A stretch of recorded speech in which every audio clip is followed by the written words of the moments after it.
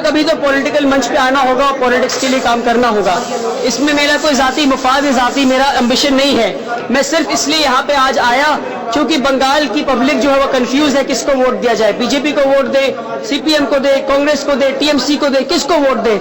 इतने सारे तैयार हो गए पॉलिटिकल पार्टीज और इन सब के बीच किसी के पास इस बात की गारंटी नहीं है कि बीजेपी हारने वाली है या किसी के पास इस बात की गारंटी नहीं है कि उसकी पॉलिटिकल पार्टी जीतने वाली है। तो मेरा ये कहना है कि अगर बीजेपी, खुदा ना करे, अगर बीजेपी पार्टी इलेक्शन जीत जाती है बंगाल में, तो मेरा सवाल है कि बीजेपी के जीतने के बाद मुसलमानों के हक में आवाज उठाने वाला कौन होगा, दलित के हक में आवाज उठाने वाला कौन होगा, आदिवासी के हक में आवाज उठाने वाला कौन होगा, मतुआ एससी एसटी के हक में आवाज उठाने वाला बंगाल में कौन होगा।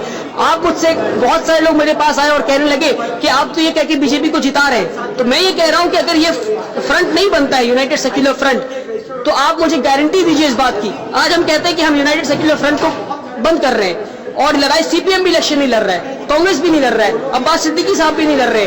तो आप मुझे गारंटी दीजिए कि अगर फाइट सिर्फ डुओ फाइट हो, बीजेपी वर्सेस टीएमसी, तो मुझे कोई एक इंसान इस देश में गारंटी दे दे कि टीएमसी इलेक्शन जीत रहा है, मैं इस फ्रंट को बंद कर दूंगा।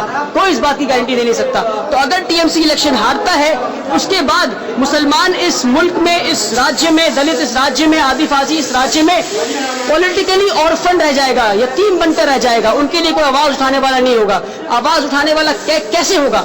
ऐसे होगा कि ऐसे फ्रंट तैयार हो पहले से जो पॉलिटिकली अपना दबदबा बनाए, और बीजेपी हारे, बीजेपी आए या टीएमसी आए, कोई भी आए, अगर दलित, आदिवासी और मुसलमानों पे कोई आवाज उठाता है तो ऐसी फ्रंट हमेशा इस बात के लिए इंश्योरिटी देगी, श्योरिटी देगी कि मुसलमान, दलित, आदिवासी ऑर्फन नहीं है पॉलिटिकली, सोशली और इकोनॉमिकली। हम आवाज उठाने के लिए तैयार रहेंगे, एक पॉलिटिकल फोर्स के तौर पर हम तैयार रहेंगे।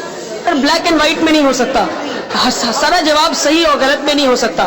इसका जवाब यह है, सीधा सीधा मैं आपसे पूछता हूं, मुझे बंगाल का एक दलित नेता का नाम बताएं मुझे आप, जो पार्लियामेंट में दलितों के लिए आवाज उठाता है। एक भी नेता का नाम नहीं बता पाएंगे।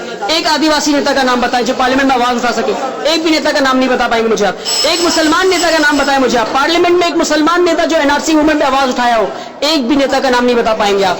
जो नेता है वो टोकनिज्म के शिकार है या वो गुंडा बने बैठे हैं। मैं कह रहा हूँ गुंडा बने बैठे हैं। टीएमसी ने बहुत सारे अच्छे काम किए हैं, मगर उसकी जो कमी है उससे हम नाराज हैं और हम चाहते हैं कि हमारे डिमांड्स को टीएमसी फुलफिल करे। और हमारा जो मैनिफेस्टो है, और हमने प्रेस रिलीज किया, आप तक पहुंच गया होगा, आप जरूर मीडिया में छापे। और मैं ये कहता हूँ आपके वीडियो के जरिए कि हमें वोट कटवा ना कहे। अगर हमें वोट कटवा कह रहे हैं तो कांग्रेस को भी वोट कटवा कहें, सीपीएम को भी वोट कटवा कहें और टीएमसी को भी वोट कटवा कहें। मैं कह रहा हूं अगर टीएमसी सच में बीजेपी को हराना चाहती है तो टीएमसी क्यों नहीं सीपीएम से और कांग्रेस अलायंस कर रही है? क्यों नहीं अलायंस कर रही है? क्यों सीपीएम और कांग्रेस को वोट काटने का एक मौका दे रही है? इसका मतलब यह है कि सब सिर्फ कुर्सी और सत्ता के लिए यहाँ पर है। किसी को फर्क नहीं पड़ता कि बंगाल बचे या ना बचे, किसी को फर्क नहीं पड़ता इस बात। साहब अब्बास साहब ने हाथ मिलाया है, मगर इसको इस तरह देखा जाए कि अब्बास सिद्दीकी साहब इलेक्शन लड़ रहे हैं, ओवैसी साहब इलेक्शन नहीं लड़ रहे हैं, वो सिर्फ सपोर्ट कर रहे हैं अपने मैन पावर से, जो कि बहुत कम इस बंगाल में है उनका।